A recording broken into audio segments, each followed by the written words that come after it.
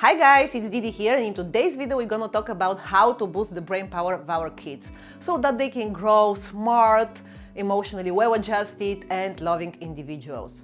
We all know that the size of the brain of the babies is about 25% of the size of the adults, and for the first 3 years their brain goes through a phenomenal change. So how we can help them and lay the foundations for a healthy brain. Today we're gonna cover 5 areas, and I'm gonna give you tips on activities you can do and foods you can give to your kids so that we can put the foundations for a healthy brain. So the first one is to maximize good nutrition. Our brain consumes between 20 and 30% of the calories we consume, and as parents it's gonna be very responsible from us if we feed our kids diet full of sugar, artificial sweeteners, pesticides and trans fats. Food that is good for the brain is food rich in omega-3 fatty acids. These are the essential fatty acids that we need to get from food, and the main sources are from fatty fish such as wild salmon. Opt for the white salmon versus the farmed one, and then sardines, anchovy, other fat, mackerel as well, and from the plant-based these are flax seeds, walnuts and canola oil. Second one is blueberries, also called brain berries, because in studies with animals it has shown that the blueberries protect the brain from getting into oxidative stress, and also they help the cognitive development and the motor skills. Other berries as well are good, like strawberries and raspberries, but the darker the color of the berry is, the better it is for the brain. Another food is avocado. Avocado is a fatty fruit and it's monounsaturated fat, and it's good for the blood flow, and healthy blood flow means healthy brain. Another food are nuts and seeds. Nuts and seeds are a great source of vitamin E as well, and almonds, walnuts, Brazil nuts, hazelnuts, all these nuts are good for the brain health. And another one which is favorite for our kids, it's cocoa. And I don't mean chocolates like Mars and Snickers and all these sweets that we are buying to our kids, but I mean cocoa beans or cocoa flakes, or anything that is about 70% plus of cocoa.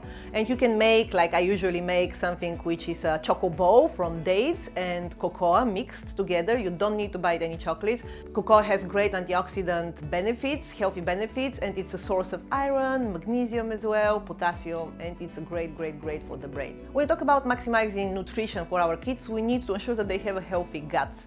And sometimes we say, oh, my kids should have a healthy gut because I didn't put them on any antibiotic and they haven't been exposed to drugs.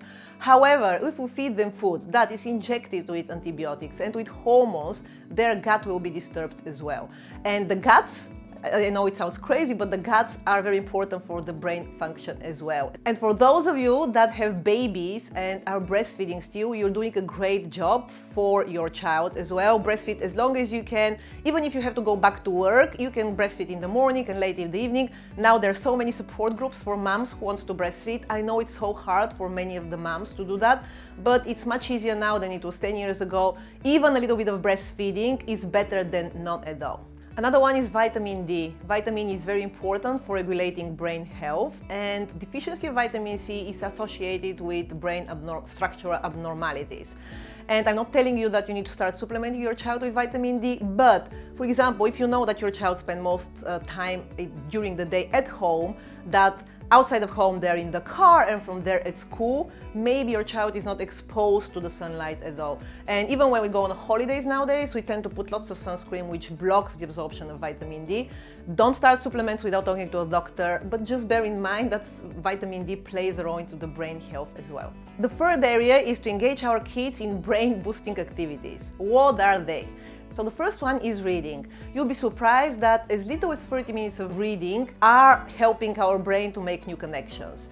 And you can start as early as you want. You can start when you're pregnant and your baby's in the womb. And you can invest in lots of nice books in the house, set the example so that your kids start to love reading as well. Second one is music lessons. There is a lot of research now that links increased intelligence with music lessons. Music enhances learning and concentration, wards off the effects of brain aging, and a lot of studies are linking the musical training with improved brain function and higher academic achievements as well. According to studies, babies who have been exposed to music lessons, I wouldn't call them exactly lessons, but there are certain groups where they're exposed to music and to different instruments, are smiling more than babies who are not. And even listening to the music is good for the brain because the chemical called dopamine, the feeling good chemical, is released in the brain. There are lots of studies now with music and people who are suffering from Alzheimer's disease. There is lots of music training that helps them to go through daily life. And even as little as 3 years of exposure to little kids to music will have benefits 40 years later. So even if your child doesn't really like it, it's good to expose them at least for a little while. The third one is play board games, and that depends of course on the age of your kids, but there are lots of board games that are good for teaching them focus, deferred gratification, and also executive function. So they need to take a decision. Should I buy now? Should I do this now? Or should I wait?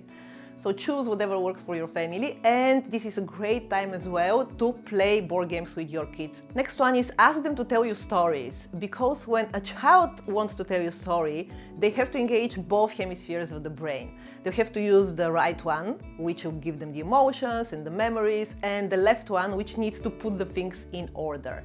So regardless how old are your kids, you can start asking them, can you tell me a story about something? Or you can read the book that they've already know, and then before you go to the next page, ask them, do you know what will happen now? What do you think will happen? And then just ask them questions, so you ask them to foresee what will gonna happen on the next page. Next one is play jigsaw puzzles with your kids or other sort of puzzle games. Puzzles are great because they involve reasoning, discrimination, the muscle control, which are all challenges for the developing brain. For optimal brain development, it's important to talk to your kids and to also, if you can, expose them to different languages. I can see a lot of bilingual parents who are speaking to their child only one language, thinking that their child will get confused if they mix the two languages. It's not true. In fact, up until 3 years of age, the brain of the child, they learn so quickly new languages, and in that way it creates new connections in the brain. So it's great exercise for them to learn more than one language. And according to study, moms who regularly talk to their kids when they're 0 to 2 years of age, their kids will know about 200 words more than kids whose moms don't talk to them regularly. Some people think that exposing their kids to TV or educational program is the same, but the fact is it's not, and according to studies, they don't really pick up the language from there. So that leads me to the next point: cut off the electronic times as much as you can. Baby Einstein does not make your baby smarter, and that has been already proved. This myth has been debunked. And there are other programs, of course, that claim that they can help your child at school with their, with their maths and other assignments. However, every time when you put your child in front of an electronic device, you are missing an opportunity to talk directly to him.